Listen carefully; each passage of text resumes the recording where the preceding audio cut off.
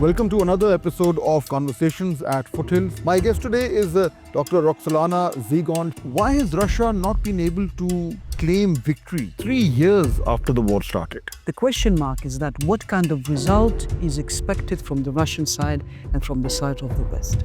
How do you think Russia is going to look at it if Pakistan take the military route to solve this problem of terrorism from Afghanistan? In order to negotiate the interest between Russia and United States in the South Asia. That's why what is going on in Afghanistan is warmed up and backed up by United States. Do you think there will be another conflict between India and Pakistan? If it will be within the scope of interest of Washington, believe me, they will initiate it.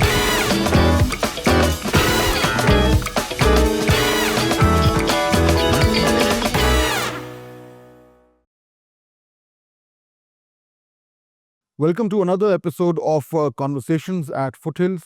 My name is Fahd Husain. Today we have a very special guest who's visiting Pakistan. We are going to talk about a number of issues which center around Russia, Russia's policy globally in Europe, and of course, specifically in the region and with Pakistan. My guest today is Dr. Roxolana Zigon. She's the Director, Center of Strategic and International Research in Moscow. She's also a strategic advisor and expert in diplomacy and international relations. Dr. Zigon, welcome.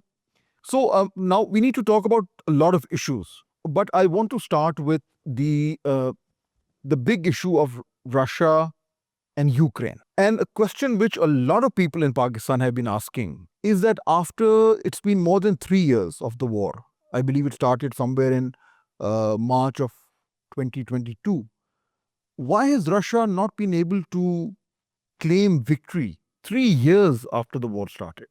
I'm surprised, Tabi, that you have started such an important conversation from a Russian-Ukrainian frame. But I understand your concern. I think it's not your concern, it's the concern of many of our partners and those who are actually wondering when this kind of conflict ends and how the things will be proceeding. But first of all, I would like to say that Russia is fulfilling a special military operation. And it's not for nothing that this kind of activity is called this way. So we're not proclaiming it as a war, because we fully understand, we're fully aware that the mission of Russia, the military mission of Russia in Ukraine, has a significantly important role from the point of historical background of this conflict and also the way we would like to treat our brothers in Ukraine. Because Russia has never ever announced, nowhere, you will not find this information in any kind of media, that a Russian president or Russian officials or any kind of Russian representatives have been expressing a hostility towards Ukrainians or Ukrainian people.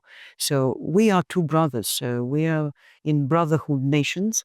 And of course, this is a big drama for Ukrainian people and for Russians as well, which both sides are willing to end that kind of conflict. But to end conflict doesn't mean that it should be freezed. It should be reached a certain result. The question mark is that what kind of result is expected from the Russian side and from the side of the West. The origin of those expectations seem quite different, because Russians' goals have been clearly articulated. We want to eliminate the threat of nationalism, extremism, that has reached the borders of Russian Federation. Due to the collapse and failure of diplomatic efforts that started many years ago, Minsk number 1, Minsk number 2 agreements, etc. And multiple efforts from the Russian side, from the Russian diplomacy, to stop the escalation of the diplomatic, let's say, failures and tensions between two nations. And I think it's logical that Russia is willing in this very day, of course, to end that conflict, but to end with a certain concrete results that will eliminate the reasons of that conflict. I think it's important that you mention that it ends in certain kinds of results. The way that it started was that Russia had some genuine concerns about the enlargement of NATO. And this is not the first time that Russia has mentioned that. Those fears have been mentioned repeatedly over the years. And I think it is also widely accepted that this conflict is not between Russia and Ukraine. It is a conflict between Russia and NATO and the United States. So we all know that, and that is one of the reasons why it has dragged on for so long, and it continues to. Peace is still not on the horizon, despite the fact that Donald Trump and President Putin also had a meeting. The larger question, which in a way affects us also here, and I'm going to obviously circle back to Pakistan, is that the issue of the final outcome of this war. Here in Pakistan, there's a general belief that ultimately Russia will prevail. And the fact that there's no treaty right now is because it does not suit Russia. How long do you think this could continue? Could Russia go on indefinitely till it is able to get the outcome that it desires? Or do you think the NATO and the US are going to pump in more money, more weapons, more technology, more everything that is needed to make sure that Russia does not get the outcome that it desires? I think that the longitude or amplitude of this conflict is heavily depending on the position of the West. Because Russian position, diplomatic position, official position is quite open, so we're ready to stop that conflict at every single moment when our counterparties will be ready to hear to our concerns and to seriously be ready to talk and to discuss the reasons of those conflicts on a serious level. But as soon as we have stopped being heard for years, and no matter what Russia has been sending as a signal towards Washington and Brussels, we have been refused to the basic civilized dialogue. And that was evident, so you can monitor, you can track it back. This is number one thing. Number two, you can hear what kind of logistics, what kind of rhetoric is actually spread all around European Union these days. So Brussels is eager to go nach Osten.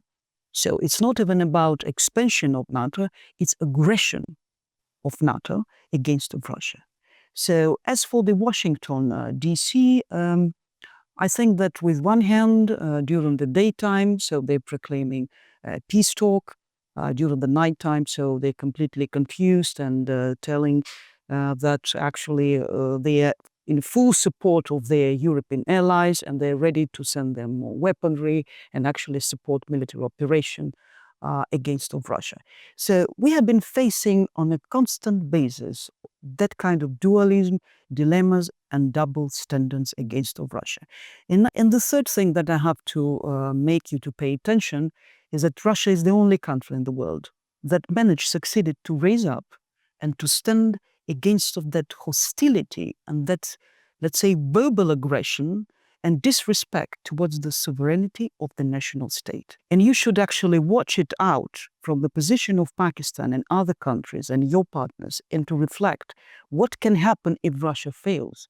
I think it's in everyone's interest that Russia wins in a historical, contextual, political way. Because the victory of Russia, the victory of truth, will mean that the new world order will be more fair and more balanced. It will mean that actually other parties and partners of Russia will be witnessing more opportunities to talk about multipolar world. So while of course Russia has this war to fight in Europe, even in this region in Central South Asia, there are other challenges, and Russia of course has always historically been involved in this region, and especially in the last a couple of decades. Now, I want to focus a bit on Afghanistan, and then we'll talk a bit about India also. You've been following what's happening between Pakistan and Afghanistan, and the talks that have been held and led to no results. Frankly speaking, Pakistan, we're not surprised, because I don't think anybody was expecting the Taliban regime to actually rein in the TTP. And from our side, it's very clear that allowing the TTP to use Afghan soil to wage terror attacks on Pakistan is unacceptable. It's non-negotiable. Turkey has tried to mediate, Qatar has tried to mediate, Iran has tried to mediate, nothing has come out. What is looking very realistic from our perspective now is that Pakistan will have to do everything that it can to make sure that TTP does not have the ability to wage terrorism against Pakistan. That would mean Pakistan taking a lot of military action wherever required, not against the Afghan state, but against TTP. This logic, this reasoning is very well understood in Pakistan and among Pakistan friends. How do you think Russia is going to look at it if Pakistan, after having tried everything, is now left with no option but to take the military route to solve this problem of terrorism from Afghanistan? I think that the Russian side fully understands the concerns of Pakistan in relation to Afghanistan. Sometimes I hear from the side of some experts in Pakistan and other countries that their expectations from the Russian side and the lack of so-called active position or proactive position is lacking, is missing. And I'm trying to understand to my colleagues that if Russia, if Moscow, Kremlin is silent, it's a very sophisticated silence. Russia is not willing to interfere into the hot conflicts. You could see the behavior of Russia in Syria. You could see the behavior of Russia very resilient, very balanced when it was a conflict between India and Pakistan. So Russia has been advocating a diplomatic effort as a primary instrument of resolving the conflict. That's why I think Russia is fully aware of the concerns of Pakistan and is willing to stretch its hand in a diplomatic efforts in order to regulate and find better resolution of this conflict. But the issue, that crops up is that a lot of people believe, and rightly so, that those countries which have influence in Afghanistan, regional countries, which includes Russia, China, the US to some extent, Saudi Arabia, perhaps some Gulf countries, these players can actually make a difference when it comes to influencing the Taliban regime. And from our perspective, obviously, nobody wants to use kinetic action. Diplomacy is the best solution. We've tried diplomacy bilaterally with Afghanistan, has worked. Do you think China and Russia, with the kind of influence and leverage that they have in Afghanistan, they need to be more proactive to rein in the Taliban regime?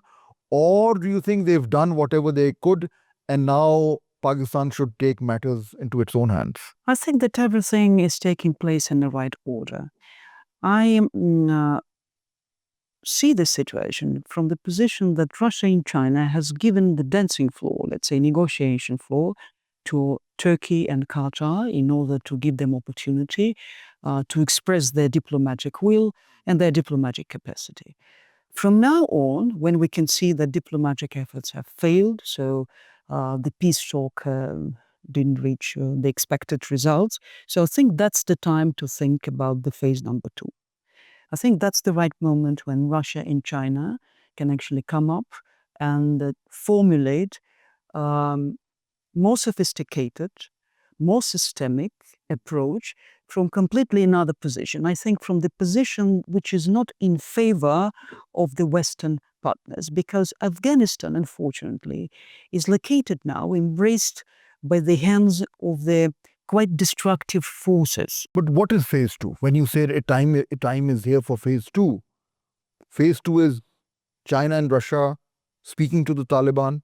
Is that what you're... I think you know that Russian side actually puts the stigma away from Taliban because as a terroristic organization, now they are not marked as a terrorist in Russia. It means Russia has opened the door for negotiation. Russia also, in a very sophisticated, as I highlighted before, way, understands the concerns not only of Afghanistan, but Russia understands the interplay of the forces on the territory of Afghanistan. Because you are looking at Afghanistan through the lenses of Taliban, but you should understand that Talibans are not lonely figures and actors on this stage. there are other forces which are heavily interested in creating a hot, boiling zone that will be irritating Pakistan heavily. ISKP. Yes. But again, my point is that phase two, as you described, phase one has failed. We all know that. For us, phase two could be Pakistan now doing whatever it needs to do to take care of the terrorism problem.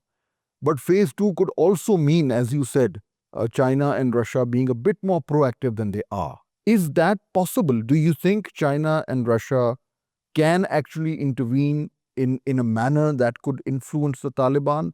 Or do you think that's not going to happen? And both the countries would tell Pakistan, we've tried everything. Now you go and do whatever you need to do. I think it depends on the manner Pakistan will manage that phase number two. If Pakistan will expect that Russia and China individually or collectively express themselves the initiative to interfere into this conflict, I think that is actually a wrong expectation. I believe that Pakistan should formulate a special initiative, a special approach that will attract Russia and China and invite Russia and China to these kind of diplomatic efforts. I think Pakistan should take an initiative in this case. That's why, as the Russian president used to say, we can't be more patriots of Pakistan than Pakistans themselves. So which means that Pakistan formally asking Moscow and Beijing to intervene, to speak to the Taliban, to do whatever needs to be done diplomatically before phase three starts. But here's the problem with that. The terrorism from their side is not stopping. You've been here a couple of days. You've already seen what happened in Islamabad, the college in Wana, where students, thank God, there was the security forces were able to save all those students. So while we are talking about talks, terrorism is not stopping. It's happening every day. So from Pakistan's perspective, we actually don't have the luxury of time. We can't just wait for Russia or China to make up their mind and say, okay, we will intervene. All the time, all the while, Pakistan has to face this terrorism on a daily basis. So in that sense, my point is that what you're calling phase two, perhaps the time for that is already over. It depends how you take it. You have indicated quite a serious problem, a common problem. So how to combat terrorism? It's a great concern not only of Pakistan and Russia as well, but if you could mention, Russia has a great experience of counter-terroristic operations. So we had Chechnya, we had Caucasus, so we have great experience. And Russian army and intelligence service is one of the most brilliant and experienced in the world. Of course, now we've got experience in Ukrainian battlefield, etc. So we are practically, both of us, we are aware of all these kind of threats and risks. I think that in order to answer to your question in a practical mode, let's say in a more precise, pragmatic, I would actually recommend, or I would formulate a kind of hybrid form of action. Now, of course, we can't eliminate an urgent need to react in a military way, because it's not possible otherwise to rely only on diplomatic talks while people are dead or these suicide bombers are continuously, acting in such an aggressive way on the territory of Pakistan. So it's absolutely unacceptable. I think there is a third element which has been misused or undermined by Pakistani officials. It's an instrument of information warfare. I think Pakistan should much more proactively organize special information operations that will be working from the side of this synthesis between diplomatic efforts, military efforts, and of course, mild, soft propaganda and soft power efforts. As I mentioned yesterday, I coined that the ground of Magala dialogue, an idea, an initiative that will be quite useful for Pakistan is to create a system of information monitoring system. So it will be kind of system that picks up the operational data and reacts on this kind of situation more proactively than even military forces can do. So it's a kind of, it requires a rapidly decisive, actions, how to react on those kind of But situations. when you were talking about information operations, I would assume that means that trying to project Pakistan's point of view in terms of Right. Afghanistan and the Taliban. My counter to that would be that, if our narrative is that we are, our objective is to make sure that the Afghanistan soil is not used for terror attacks in Pakistan. And this is not an academic debate. We're seeing it happen every day. So when we present it in that framework, uh, who would not agree with that? Who would say, no, well, that's okay, let terrorism emanate from Afghanistan? The only question where initially some people might have an objection is Pakistan launching anti-terror, counter-terror attacks inside of Afghanistan. But then again, having tried everything else for years, and then also having tried negotiations, if everything has failed, then Pakistan only has two options: either allow the terrorists to use Afghanistan to kill Pakistanis in Pakistan. That's option one. Option two is to make sure that that doesn't happen. And I think option two is the obvious one. So, which country, including Russia, could come and say, no, you're doing it wrong? Do you remember Syria? Russia has decided to help Syrian people, to interfere, and how that kind of Syrian scene has ended. The majority of people didn't understand why Russia left the scene, actually gave away and the open door to the US foreign policy, let's say, initiative, so-called. I think in relationship to Afghanistan and Pakistan, the situation is quite similar. Russia is falling for extremely pragmatic foreign policy strategy. So Russia will, you also have mentioned that Russia has been not interfering when US forces have been, or Israeli bombing Iran, despite the fact that there is a strategic partnership between Moscow and Tehran. I think in Russia, we understand that the situation has been not reaching that critical level that Russian forces had to come inside of that situation. Getting back to your question, so what should be done?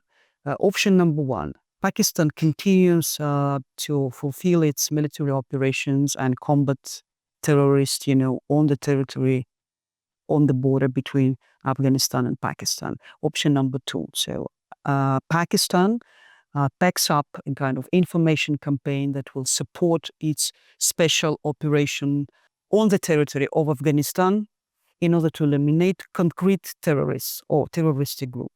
But information campaign doesn't solve the terror problem.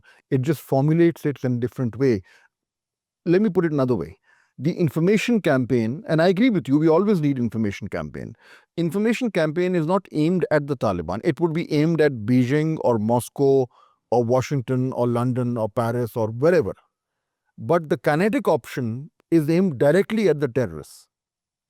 So what I'm trying to understand is that, do you think that these important capitals still require Pakistan to explain to them this terrorism problem, or do you think it is pretty simple and they all know that Pakistan actually now doesn't have any other options? Pakistan should not think in a direction of explaining something to anyone. You are not in a position to actually to provide grounding excuses of your actions. You are in a position of delivering the truth. The same way Russia is trying to articulate and to deliver that truth about Ukrainian situation. You have your rights, and you have to stand for those rights, and to clearly and strongly declare that Pakistan is standing against of terrorism, because it's not only our problem. it's everyone's problem, including Paris, London, Washington, Beijing, Moscow, etc. So we're not here to actually to approve ourselves. We're here to invite you together with Pakistan, to stand with Pakistan in order to combat In the fact, problem. that's my other point, that Afghanistan, or what is happening in Afghanistan right now, is not just Pakistan's problem. I agree with you. It affects everybody. It affects all the regional countries in the Middle East, in the Gulf, in Central Asia, and also for Russia, because we know that so many terror groups are now based in Afghanistan, and they have been a threat to all these countries, including Russia, and continue to do so.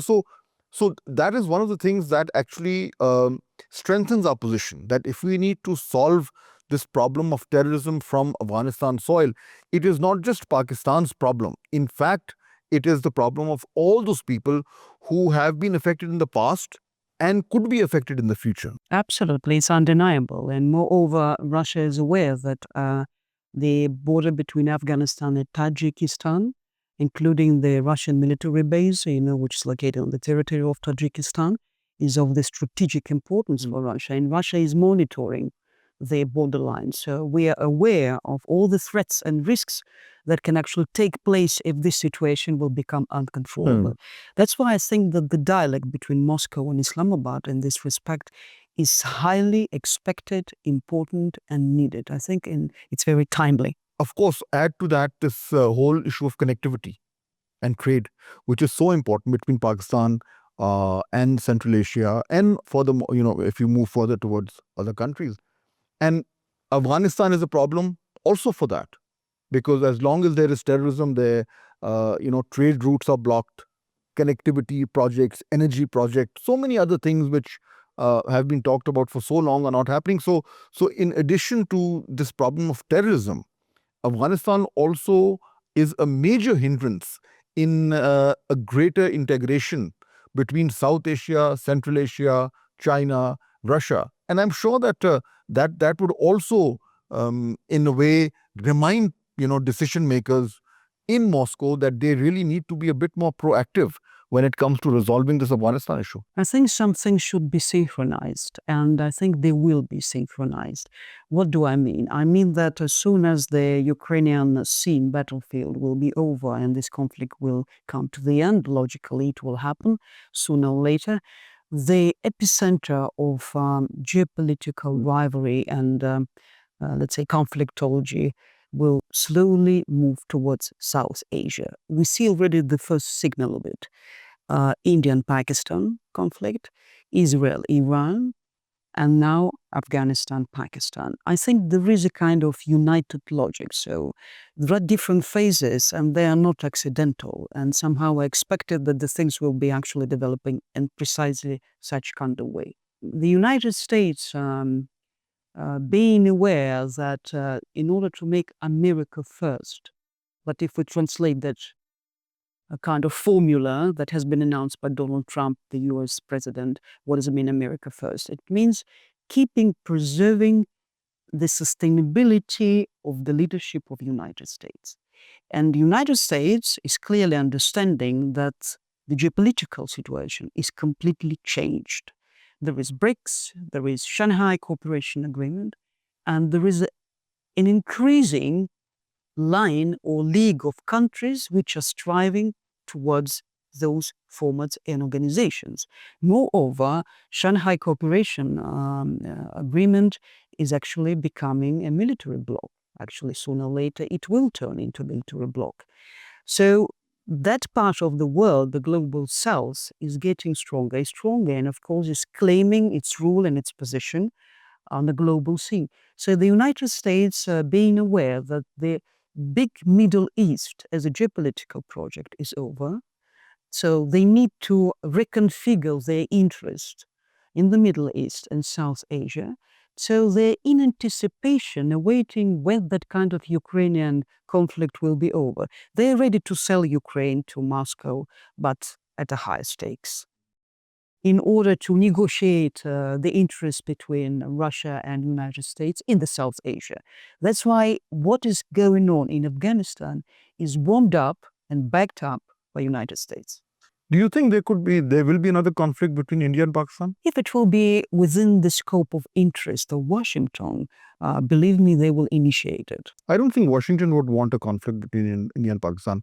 Donald Trump has already, claimed credit for stopping the May conflict. So, but it doesn't make sense for them to have their interest in having India and Pakistan fight.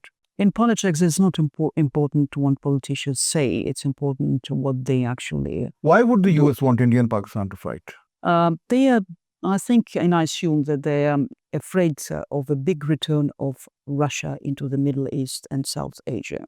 This is their target number one, to prevent a geopolitical renaissance of Russian influence in the Middle East and in South Asia. But we're seeing no indication of that so far in For South now- Asia or For even now, in the Middle the East. indications are not seen, but they are on the way. So, for example, if India and Pakistan were to inch towards another conflict, would Russia be more proactive? Let's take a look what is going to happen within 1-2 years. I think within next 12 months, because the situation will be more exposed more clearly after the Ukrainian scene will be getting closer to the end. And we will start seeing an attempt to burn the borderline between Israel and Iran. As you see, it's also a fierce conflict. It has been not resolved. And there is one phenomena of the current geopolitical situation. Usually, every war, every conflict has been leading to a certain set of results. That's a lesson of history. But the phenomenon of our days, that no conflict, no war leads us to any result. We're just receiving a freeze conflict, but we don't receive any kind of resolution of the conflict. That's why we are actually standing in the twilight zone, because we don't understand either that conflict has been resoluted or actually just freeze. So, till the Ukraine conflict is settled, you think Russia will be too preoccupied and it would not be able to play a very proactive role in South Asia or in the Gulf. But here's my point. We don't know how long the Russia-Ukraine conflict will continue. It's already been 3 years. It could end in the next 2 months. It could go on for another 2 years. We don't know. But the conflicts in South Asia or in the Middle East are not going to wait for the Ukraine conflict to end. They are moving ahead of their own momentum. And, in South Asia, especially between India and Pakistan, we are actually sitting on a powder keg. You just saw what happened in New Delhi and then what happened in Islamabad. So this is a very dangerous situation, very dangerous situation. And, I don't think many people would be surprised if India decided to embark on another misadventure. While all this is happening, Russia doesn't seem to be a very important, decisive, major factor right now in South Asia. It depends what you're expecting from the Russian side. I think everyone needs a powerful Russia. Russia that will start economically collapsing is not an interest of any party, especially on the Eurasian space. It's a huge, mightyful entity, which is actually the key platform of the big Eurasia. And it's in everyone's interest within that Eurasian ace that Russia stays strong, economically driven, technologically powerful, and capable to react and to address any kind of risk, threat, and challenge which is coming. But in order to keep that, Russia has to actually preserve its balance. First of all, internal domestic balance. Because every time when our enemies have been succeeding, they were succeeding not to make Russia fall apart after the collapse of Soviet Union from the outside line, but from internal kind of actions. So our target is to keep a balance between our domestic and foreign policy in order to stay as a monochrome fist. This is number one. I think the same advice goes to Pakistan. You should not overreact. You have been living with that problem for decades. You're one of the most experienced country in the world who knows much better than anyone else what does it mean terrorism and what does it mean to live with the borders from the north up to south on all sides being surrounded by quite toxic environment. So I think you can share with your experience with the world, but not from the position as you have been doing before, trying to approve yourself. You're in a perfect position and a perfect equilibrium from strategic point of view after the conflict with India. So now you're ready to articulate not the approval, but a new initiative that will preserve, number one, economic connectivity. Just refocus. Afghanistan will not move away. This is political geography. This problem will stay for some time. Try to focus on what is actually in your hands, what is actually can empower you to continue your fight. On economic collaboration with China, with Iran, with Russia, with Central Asian countries. It's already a huge opportunity and space for building stronger connectivity asset. And there's a lot that is happening on that front. Of course, Pakistan faces its own domestic challenges also. Our politics is polarized, and there are so many issues that Pakistan needs to deal with. But yes, externally, I agree with you that we are in a good position. Since May, Pakistan has found a diplomatic sweet spot. And I think the key challenge for us is to leverage it so that it is not a fleeting moment, but something which is more institutionalized, both in terms of our relationship with the West and also with the SCO countries. And I think that the fact that we are very clear that we are primarily part of the global South is something that also provides us a strong base for our diplomacy. You've been here for a couple of days. You've met a lot of people in Pakistan. So before I conclude, what have you sensed? The kind of mood in Pakistan, the kind of exuberance or challenges that Pakistanis are feeling. You've interacted with a lot of people from the public sector, from the private sector. What sense do you get about what Pakistan is thinking? My main impression about Pakistani people, and I'm talking about the best of the best, I mean, the intellectuals of Pakistan, from an official side and from academia. My first impression is that Pakistani people are those people whom I can say they're peace bearers. They have peace inside. And this is a very important thing because they have no aggression. I've never heard any kind of aggressive word or saying against of even India or against of any other country. So this is a great value. Pakistan has incredible, untold, unspoken, that soft intelligence, soft power inside of its nation. I think it's such a remarkable, rare treasure and resource that Pakistan can use it in a proper way. It can demonstrate to the whole world that we're not the nation that you have dared to claim that we're actually losers or the nation that could not challenge, could not respond to all those challenges. We're the young nation. We're the nation with a great energy to deliver input to the world peace. This is my great impression, and every time I'm visiting Islamabad, Pakistan, I'm actually more and more confirmed that Pakistan just started to reveal its unprecedented perspectiveness and potential. That's good to hear, Dr. Roxolana Zigon. Thank you so much for joining us today. That was a special conversation. That's it for today. Till next time, good night.